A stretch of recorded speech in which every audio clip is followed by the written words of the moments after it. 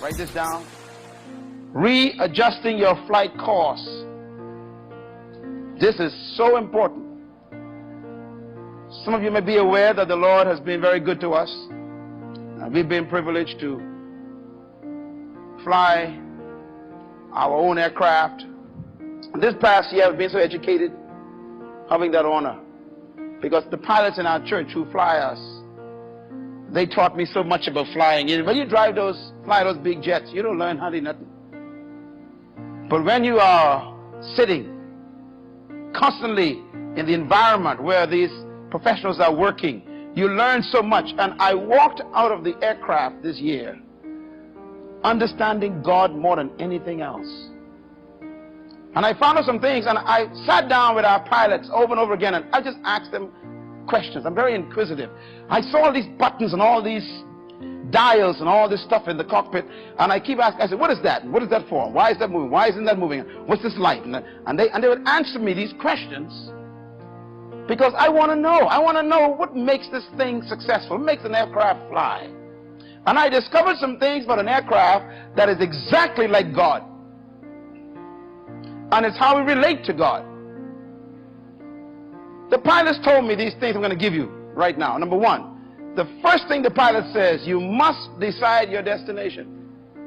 You never leave the ground. They won't allow you to leave the ground without a destination. Can you imagine? You don't just take off from an airport. You have to know exactly where you're going to land before you leave. They will not allow you to take off.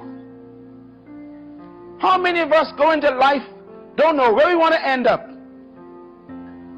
I'm going to say it again.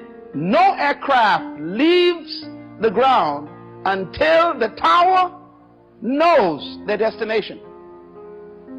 Number two, this blew my mind. They must file their flight plan. Filing your flight plan means you must also submit to the authorities the route that you are going to take, the plan you have to get there before you leave the ground. And then number three, you must monitor your flight with the plan, with the constant communication with the tower.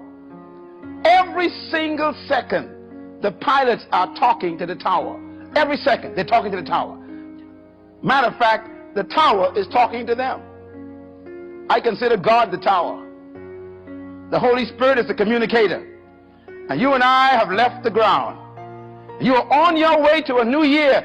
And 2005 December is supposed to take you to a certain level in life. The question is, have you filed a flight plan? Do you know what you want to do this year and how you plan to do it? This one is so interesting. The pilot says, I must follow the instructions of the tower because the tower sees the total picture. My pilot said to me, he says, any given minute around you, in a 5 miles radius, there could be 1,000 aircraft. You can't see them, but there are different levels all around you.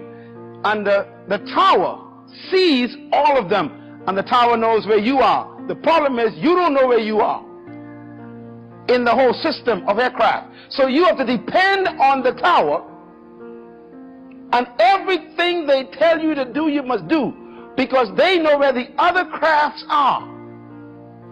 You cannot see the other crafts, but the tower knows. God knows where every single situation is around you. You're going to have to stay close to God and follow His instruction every day, because you don't know who you could collide into or what you could crash into. Sometimes God will tell you, hold steady, and you want to move. One time, Captain Thurston said to me, oh no. I said, what happened? He says, they want us to pull back. We got to slow down. I said, man, we're late. He said, but the tower says we got to slow down. I said, but we're going to be late. He says, yeah, but the tower said. He said, you as my pastor, but that's my tower.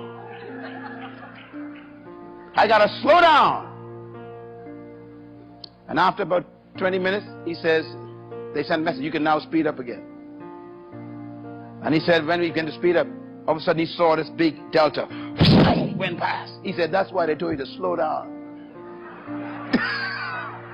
Sometimes God will tell you, hold it right there. But you're so impatient, he sees the big picture. God will tell you, don't marry this man. And I mean, love is of disobeying God like crazy. God, you don't understand. I love this brother. After all, I'm 42 and I got to grab something. God said, don't do this.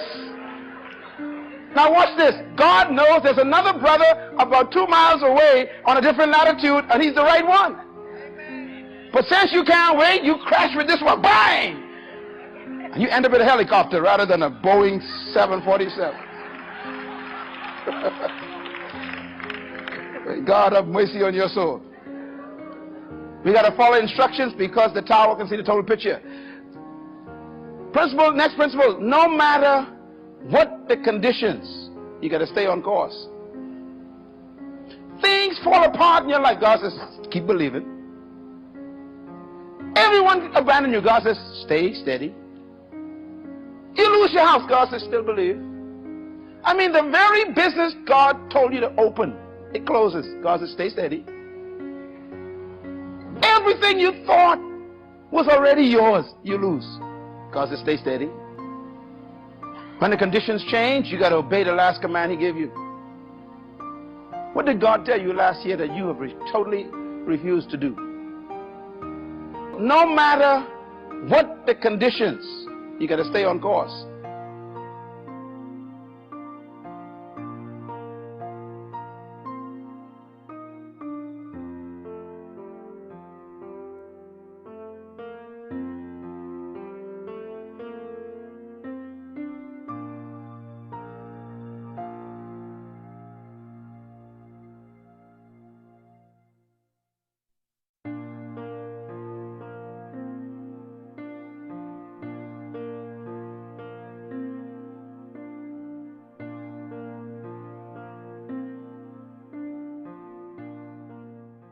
Thank you.